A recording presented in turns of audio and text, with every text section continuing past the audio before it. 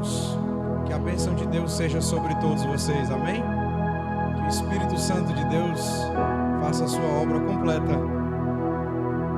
Tem coisa melhor do que numa campanha você receber uma vitória de uma bênção, de uma vida salva, né, pastor Humberto?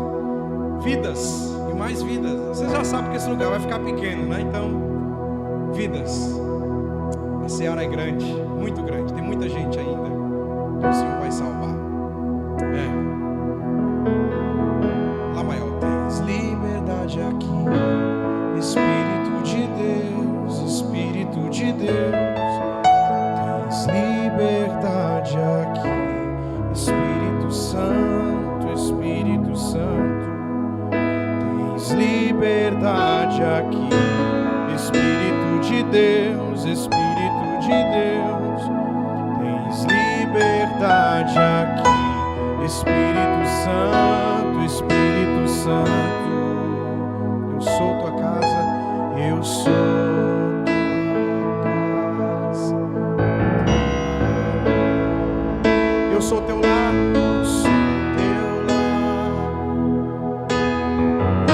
Mude as coisas de lugar, eu sou tua casa, tua morada, eu sou teu lar.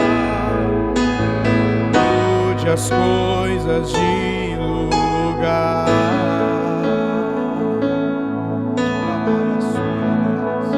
Tens liberdade aqui, Espírito de Deus, Espírito de Deus. Tens liberdade aqui, Espírito Santo, Espírito Santo. Tens liberdade aqui, Espírito de Deus, Espírito de Deus. Tens liberdade aqui, Espírito Santo. Eu sou tua casa, declara. Eu sou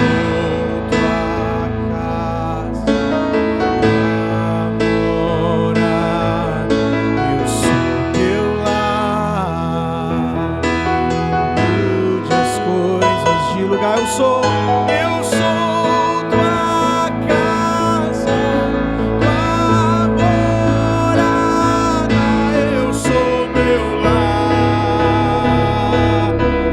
Mude as coisas, o teu perdão é completo, o teu perdão é completo, ele sara minha alma, ele sara minha alma, o teu perdão é completo.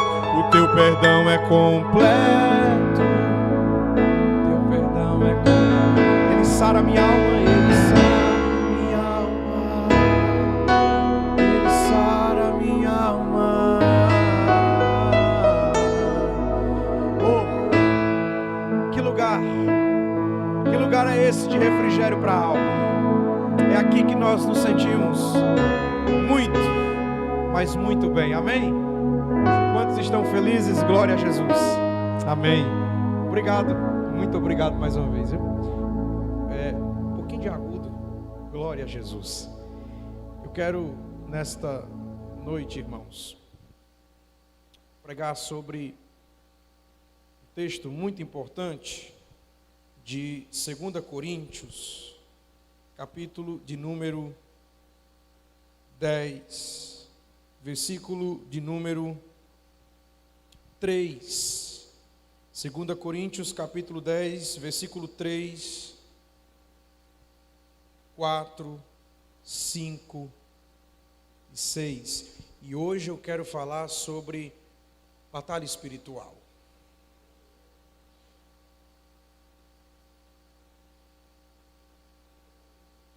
E esse assunto ele é pertinente em todos os aspectos da nossa trajetória, inclusive num culto como esse. A batalha espiritual que os irmãos enfrentam nestas campanhas de oração, meu irmão, é uma luta, é uma guerra. E hoje eu quero abordar um assunto importante com os irmãos aqui. 2 Coríntios,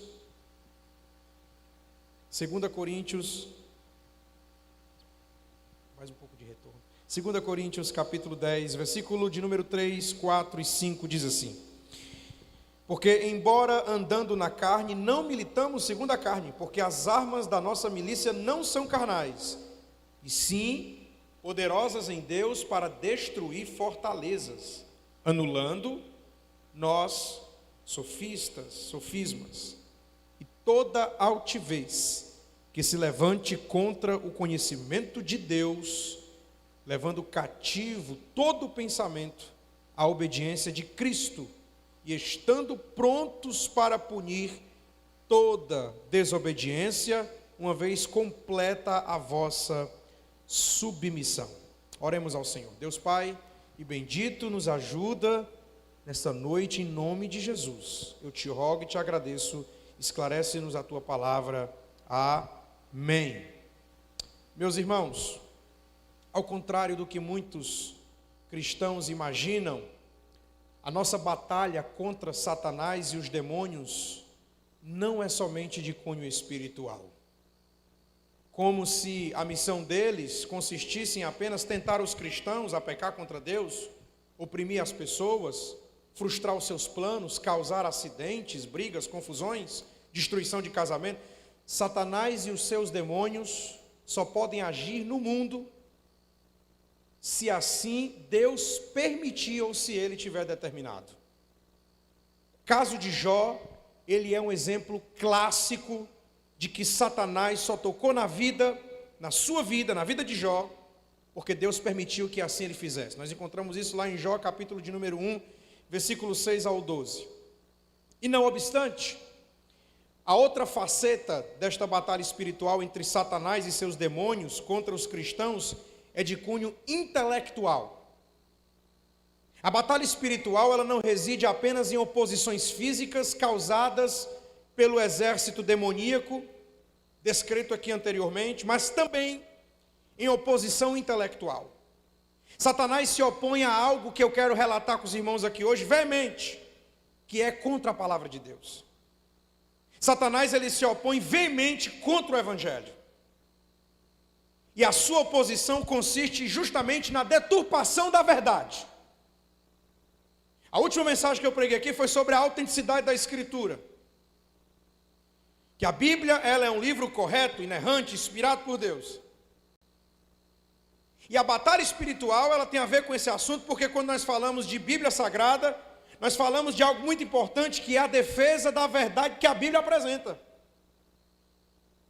E a batalha espiritual que nós enfrentamos, que eu quero falar hoje aqui, não é só a batalha espiritual na questão, como já foi citado aqui, de confusão, de brigas, de acidentes, de morte, mas é a batalha espiritual que o diabo tem preparado coisas contra a verdade de Deus e contra o Evangelho. A sua oposição, ela consiste especificamente na deturpação da verdade. Eu preguei domingo agora em uma igreja, eu falei sobre apostasia. Aliás, esses dias eu tenho falado muito sobre apostasia. E a apostasia é a negação da fé, é rejeitar a fé por completo, é cair da fé. E o lado em que Satanás utiliza para fazer alguém apostatar da fé é justamente a deturpação da verdade, falsos ensinos. E a sua oposição, e a oposição de Satanás, ela consiste justamente em deturpar. E desse modo, quando os preceitos de Deus estabelecidos nas Escrituras são distorcidos muitas das vezes por teólogos, por pseudos pastores, pregadores equivocados, homens que não são instruídos teologicamente, que são instrumentos de Satanás, e essas pessoas são incumbidas de ensinar o erro. E elas estão aí nas televisões, nas redes sociais. A batalha espiritual que nós estamos enfrentando hoje não é só aquela batalha de Satanás contra alguém da nossa família. Não é só aquela batalha espiritual de Satanás querendo causar confusão na nossa casa. Sabe qual é a batalha espiritual que nós temos que enfrentar? É as falsas revelações nas redes sociais. As falsas revelações mentirosas de homens que estão ali atrás de ganhar dinheiro às custas de falsas revelações. de falsos ensinos que deturpam o evangelho, de falsas mentiras, pseudos pastores, homens que se dizem apóstolos, sendo que hoje não existem mais apóstolos. Eu quero dizer uma coisa para você que está me ouvindo agora, aproveitando que está em rede social: não tenha medo de homens que se dizem apóstolos, porque eles não vão fazer nada com você, eles não têm poder nem autoridade em nada, não foram chamados para ser apóstolos, porque não existe apóstolo nos dias de hoje, não existe. São falsos apóstolos, que usam da autoridade apostólica, sendo que o último apóstolo foi Paulo. Por que não é só pastor, pastor Humberto? Eu conheço o senhor há tanto tempo, o senhor foi meu pastor de uma grande igreja, o senhor sempre foi pastor de grande igreja, eu nunca vi o pastor Humberto se locupletar do cargo que ele tem. É um pastor, pastor, e é simples pastor. Mas alguém por aí se locupleta de querer ser apóstolo. Mal sabe ele que nem existe apóstolo nos dias de hoje. Porque a Bíblia não apresenta isso para os dias de hoje. Esse ministério foi apenas o último, Paulo. Porque para ser apóstolo tem que ter contato com Jesus. Pergunta para esses apóstolos como foi o contato deles com Jesus há quase 2000 anos atrás, se eles estavam vivos. Falsos ensinos, deturpações do evangelho, é essa a nossa batalha espiritual, é essa a batalha que a gente tem que enfrentar. E essa deturpação eu chamo hoje, sabe de quê, irmãos? De heresia.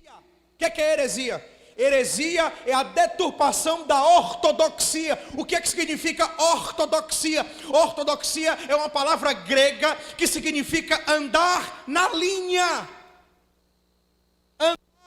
Andar na linha. Ortodoxia, andar. Ortodoxia, andar retamente. É o desafio. O desafio da igreja contemporânea é andar na linha. E essa falta de compromisso com a verdade tem feito surgir falsos movimentos que se dizem cristãos, que se dizem crer em Jesus, que usam até o nome de Jesus, mas não tem nada de Jesus, não tem nada do evangelho, não tem nada de ensino. São movimentos que não tem escola bíblica, não tem ensino teológico, não tem oração, não tem leitura da palavra, é só movimento. Só movimento. E a partir desse pressuposto, está completamente fora dos padrões que as escrituras determinam fazer. A Bíblia manda fazer a diferença entre pessoas, crenças, ações. Será que ações de pessoas têm sido ações de comprometimento com o evangelho? É comumente enfatizado no meio evangélico a ideia de que a nossa luta, ela não é contra o sangue e a carne, mas sim contra Satanás e os demônios. De fato, isso é verdade.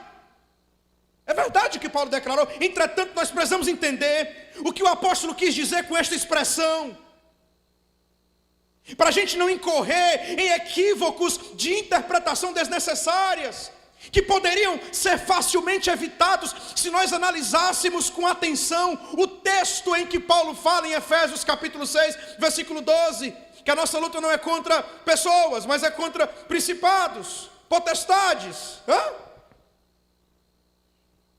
E muitos evangélicos afirmam de forma categórica que nós não devemos ser contra, no sentido de odiar ou de lutar com pessoas. Antes devemos nos opor contra as suas crenças. É isso que é ensinado hoje. Olha, Deus odeia o pecado, mas Ele ama o pecador. Já ouviu alguém dizer isso? Olha, a minha luta não é contra aquela pessoa, é contra as crenças dela. Não, a sua luta é contra a pessoa e aquilo que ela crê. Porque se fosse assim, Jesus te salvava e mandava o teu pecado para o inferno. Mas no final das contas é que quem vive no pecado vai para o inferno. Então Deus, Ele também odeia aquele que pratica o pecado. Em outras palavras, Deus odeia o pecado e odeia o pecador. Porque quem está vivendo na prática do pecado é odiado por Deus. A ira de Deus, conforme diz em Romanos capítulo 1, versículo 26, a ira de Deus está estabelecida sobre toda impiedade, sobre todos os homens, sobre aqueles que praticam a devassidão, o pecado, a imoralidade. O pecado destrói, o pecado desajusta, o pecado ele aniquila, o pecado é destruidor. Você não tem noção do que é colher o preço de um pecado plantado. Meu Deus, não fique com raiva de mim não. Eu preciso te falar isso hoje. Porque se você quiser obter vitória, você precisa obedecer. A obediência, ela é o princípio. E quando eu obedeço a verdade do Evangelho, a palavra de Deus, quando eu obedeço aquilo que está escrito na Escritura, eu sou abençoado pelo Senhor. Então Deus odeia aqueles que praticam pecado. Como é que Deus, irmãos, pode amar o pecador e somente odiar o pecado se ambos estão completamente relacionados? Tanto a prática como a pessoa que está pecando. Os dois estão relacionados. Se fosse assim, Deus não condenaria homens ao lago de fogo? Deus condenaria apenas o pecado da pessoa. Porém, nós sabemos pelas Escrituras, meus irmãos, que não é assim. O homem ímpio é condenado pelo pecado de Adão, que é o representante geral da humanidade caída. Da humanidade que é resultado dessa ligação com o pecado. O pecado, ele tirou a nossa identidade, ele manchou a nossa integridade com Deus, ele tirou a imagem e semelhança de Deus que havia entre nós, ele tirou a comunhão que havia entre eu e Deus no Éden. Irmãos, é essa a mensagem do Evangelho, viu, irmãos? A mensagem do Evangelho é essa, que nós não tínhamos a oportunidade de ter acesso direto ao trono de Deus, mas a morte de Jesus, o sacrifício de Cristo na cruz, trouxe vida. Os vales que estavam em ossos secos, agora tem vida, através da morte de Jesus, do sangue derramado. Você não tinha vida, hoje você tem vida. Não tinha jeito para você, hoje tem jeito para você. Não tinha luz, agora tem luz. Porque diz o profeta Isaías, pastor Humberto, que o povo que andava em trevas agora viu uma grande luz. Você andava desarraigado, você andava solitário, e não tinha ninguém para te defender, você era sempre acusado, o diabo te acusava sempre, toda hora, mas o sangue de Jesus, que te purifica de todo pecado, conforme diz Hebreus, capítulo 10, versículo 32, diz: tendo, pois, irmãos, a ousadia de entrar no santo dos santos, pelo sangue do Cordeiro, pelo novo e vivo caminho. O sangue de Jesus, ele garantiu para você a entrada no santo dos santos. Só o sangue de Jesus. Como diz o hino da harpa 308, só o sangue pode libertar e também nos lavar. Pelo sangue vamos nós alcançar a morada de Jesus. Aleluia, aleluia, aleluia. Da mesma forma que não podemos separar o pecado do pecador, também não podemos separar as heresias do herege. Heresia só existe porque alguém usa a heresia para pregar.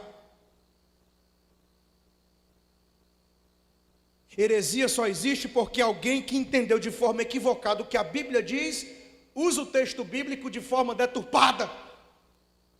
E é incrível como essas pessoas conseguem deturpar o teor do texto, do que o texto está falando, deturpa de uma forma maligna. Irmã Marise leva um monte de gente, e um monte de gente é levado, é caído, e vai-se embora também, levado por falsos ensinos, por falsas doutrinas. Paulo diz em Efésios capítulo 4, versículo 14, Paulo diz, para que não sejamos mais meninos inconstantes, levados em roda por todo vento de doutrina, pelo engano dos homens que enganam de forma fraudulosa.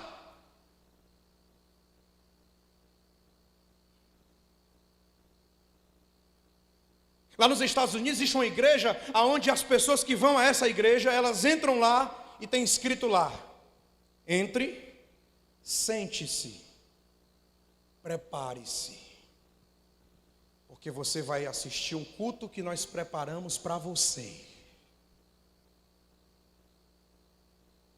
Olha o que é que diz na entrada: entre, se sente e se prepare, porque nós preparamos um culto especial para você. Parece bonito, né? A mensagem aqui, convite. Preparamos um culto, ó, bacana, do jeito que você gosta. Hã? Não é assim que a gente vive hoje não no Brasil? Esse falso evangelho mentiroso? Vem. Nós temos um culto especial para você, para o teu ego. Sendo que é o contrário. Na verdade, eu é que vim entregar. Eu é que tenho que adorá-lo. Eu que tenho que cultuá-lo. É o oposto. Porque está tudo pronto para as pessoas, está tudo colocadinho, tudo bonitinho para atrair. Epa. A melhor arma que o evangelho utiliza para atrair pessoas é falando a verdade. Paulo diz: nada podemos contra a verdade, senão pela verdade. E ela tem que ser dita. Porque se eu não disser, eu estarei sendo mentiroso, injusto. E você já imaginou quantas pessoas estão se perdendo e se enganando dentro da igreja? Iludidos com o evangelho cor-de-rosa? Evangelho colorido, mil maravilhas? Evangelho, Deus é amor, amor, amor, amor. Oh, que Deus amor.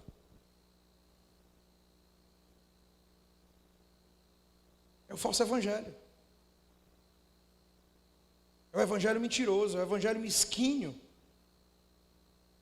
Via de regra, a batalha espiritual está na esfera intelectual. Olha o que foi o texto que nós lemos, versículo 3. Porque embora andando na carne, não militamos segundo a carne, porque as armas da nossa milícia não são carnais, e sim poderosas em Deus para destruir fortalezas. Pastor Humberto, a melhor forma, a melhor tática que Satanás tem usado para destruir a igreja. E essa igreja, irmãos, ela pode ser vítima disso, viu? Nenhuma igreja está munida, a não ser que a igreja esteja sempre preparada no estudo. Eu sei que essa igreja tem estudo, viu, irmão? Bíblico, aqui tem. Isso eu sei. Mas mesmo a gente estudando, pastor, se preparando, ainda a gente vai estar sujeito ainda. Vai surgir alguém com movimento, com sofisma, com alguma novidade?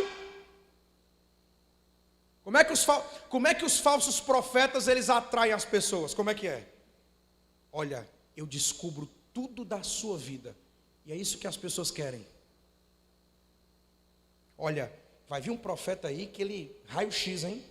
Diz até CPF. Todo mundo, ó, eita! Aquela expressão é forte. Isso é mentira. Isso é engano. Tem gente sendo enganada. E essas pessoas que fazem isso são mentirosos, são falsos profetas, são hereges. E é por isso que Paulo aqui, pastor Humberto, ele utiliza uma linguagem militar. Uma linguagem militar. Armas. Porque qual a função de uma arma? É proteger um soldado e proteger um exército. Qual é a função de uma igreja armada, biblicamente falando? Pronta! O diabo não entra.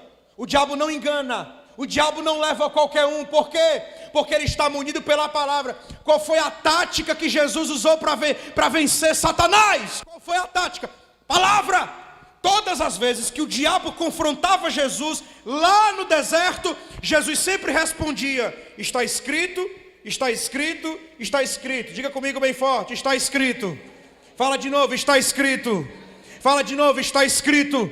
Se você quiser vencer o diabo, seus anjos, se você quiser vencer a mentira, eu tenho uma arma poderosa para mostrar para você. Está aqui, na tua mão, está na minha mão, essa palavra. Essa palavra é poderosa, essa palavra tem virtude, ela vence, ela mostra a verdade, ela confronta Satanás e seus anjos, ela destrói fortalezas. Hebreus capítulo 4, versículo 12 diz que ela é viva, que ela é eficaz, e ela é mais penetrante do que uma espada de dois gumes, porque ela vai na divisão da alma e do espírito, e ela é apta para discernir todos os mistérios, porque nada está oculto aos olhos daquele a quem nós haveremos de prestar contas. Aleluia.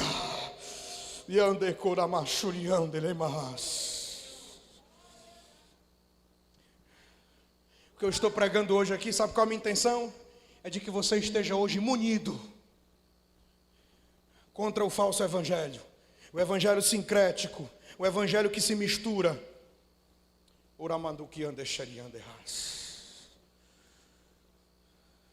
diabo tem usado muitas vezes até do pragmatismo para poder atrair. Sabe o que é pragmatismo? É quando eu utilizo meios para atrair as pessoas. Eu tenho certeza que se o pastor Humberto fizesse alguma coisa aqui para atrair, ia atrair da gente. Isso não é errado não, irmãos. Não é errado você fazer algo para chamar a atenção da igreja, mas o problema é quando você coloca isso acima da palavra de Deus. Isso é pragmatismo. Pragmatismo. E é por isso que tem gente sendo levada, sendo ludibriada. A nossa luta não é apenas... Escuta o que eu vou dizer para você. A minha luta e a sua luta não é só contra os falsos ensinos, não. A nossa luta é também contra os falsos ensinadores. Você pensa que Jesus, quando confrontava os judeus, os fariseus, ele alisava? Hã? Alisava? Hã? Era sempre batendo de frente. Todas as vezes que os fariseus vinham para cima de Jesus com alguma coisa, Jesus não só confrontava o falso ensino, mas ele confrontava pessoas. Pessoas. Qual foi a maior mentira contada? Gente, o ser humano é tão frágil, é tão fraco às vezes, que ele é levado por qualquer coisa. A maior comprovação disso é o que aconteceu em Gênesis. Como é que uma cobra, eu sei lá se foi, mas é uma serpente, sei lá, como é que um animal consegue convencer um homem e levá-lo a uma mentira ao ponto de comer um fruto proibido? E o homem perder completamente a sua comunhão com Deus por causa de uma desobediência.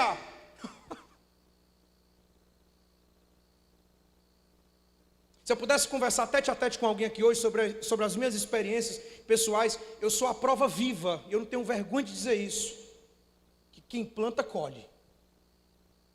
E talvez você tenha a mesma experiência. Quem planta, colhe. E meu irmão, se você plantar coisa que não é legal, você vai colher coisa que não é legal. E é horrível. É horrível. Sabe qual é a pior parte do pecado? Que não dá para a gente voltar no tempo daquilo que a gente fez de errado. Já está feito. É horrível isso. Isso é horrível. É doloroso. Sabe quando você quer apagar aquilo que você fez de errado, mas você não consegue? É doloroso, irmão. Eu já cheguei a pensar, meu Deus, se eu não tivesse feito daquele jeito, teria sido tudo diferente. Não teria, irmãos? A gente paga um preço, sofre. Pecado. Os erros da gente, as falsas escolhas. Porque somos induzidos às vezes por falsos ensinos, somos levados por falsos ensinos, por falsas doutrinas. O cristão não deve ser omisso da verdade, mas sim um expoente implacável. Tem que ser igual a Jesus, tem que confrontar, tem que mexer com o sistema, tem que mexer. Portanto, quando Paulo disse que a nossa luta não é contra carne e sangue, mas contra Satanás e demônios, ele estava acentuando que a guerra que estamos engajados por sermos cristãos não é uma guerra física.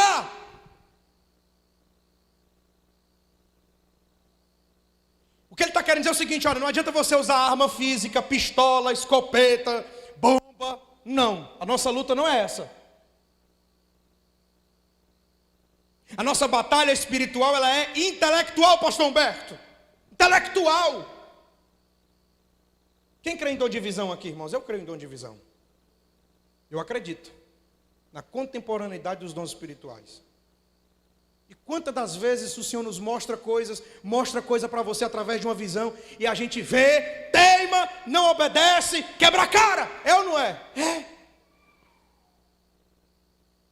Deus fala através da leitura da palavra. Deus fala através da boca de um profeta, de alguém. Uma vez Deus usou uma irmã para mim lá na igreja e disse: faça isso, isso. O neto fez outra coisa, o neto quebrou a cara.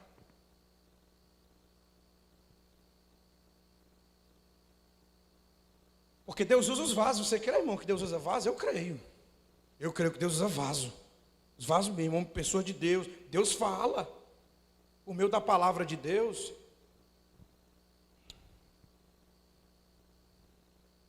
Então nossas armas, elas não são armas de estratégias físicas, mas estratégias intelectuais.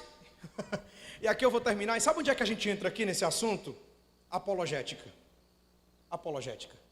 O que é apologia? É você defender alguma coisa. O que é apologética no sentido teológico? É você defender a sua fé. O que é que um cristão tem que defender? Princípios básicos: doutrina da Trindade, doutrina do Espírito Santo, doutrina das coisas futuras, dos finais dos tempos, doutrina da criação, da queda e da redenção, a doutrina de que Jesus ressuscitou. Como é que a gente profere o credo apostólico, que é a base da nossa fé? Creio em Deus Pai Todo-Poderoso, Criador dos céus e da terra, e em Jesus Cristo, seu único Filho, nosso Senhor. Irmão, o diabo chifrudo, ele fica se reboliçando todinho quando ele escuta isso. Eu creio em Deus Pai Todo-Poderoso, Criador dos céus e da terra, em Jesus Cristo, seu único Filho, nosso Senhor, o qual foi concebido por obra do Espírito Santo. Ele nasceu da Virgem Maria, ele padeceu sob o Pôncio Pilatos, foi crucificado, morto, sepultado, desceu à mansão dos mortos, subiu aos céus e está sentado à direita de Deus Pai Todo-Poderoso, do qual há de vir julgar os vivos e os mortos. Eu creio no Espírito Santo, na Santa Igreja Universal, na comunhão dos santos, na remissão dos pecados, na vida eterna. Amém! Glória a Deus!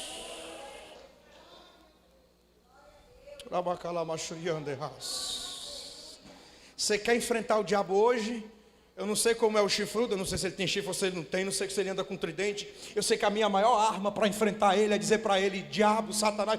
É claro que eu não vou conversar com ele, mas a minha arma contra as falsas heresias é: eu creio em Deus Pai Todo-Poderoso, que criou os céus e a terra. Eu creio no Espírito Santo, eu creio na Santa Igreja, eu creio que em breve Ele voltará, eu creio que Ele ressuscitou dos mortos, e eu creio que através dEle eu tenho vida, e vida em abundância.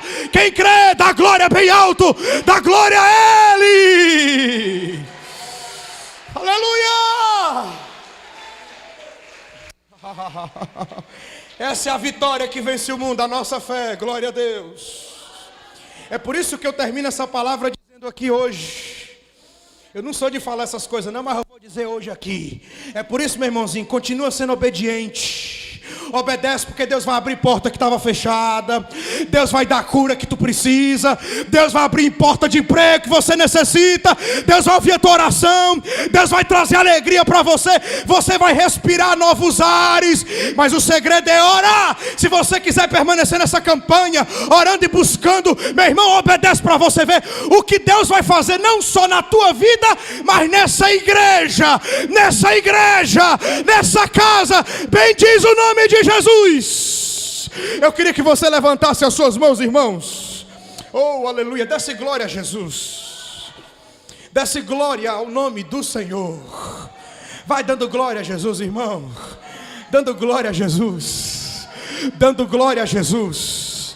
Dando glória a Jesus. Tem crente sendo perseguido, pastor Humberto, em outros países aí afora, porque não tem liberdade da glória, de falar do amor de Deus, de cultuar ao Senhor, e você tem essa liberdade. Então abra a sua boca, meu amado irmão, dê glória a Jesus, dê glória a Jesus, Dê glória ao nome do Senhor, dê glória ao nome do Senhor, glória.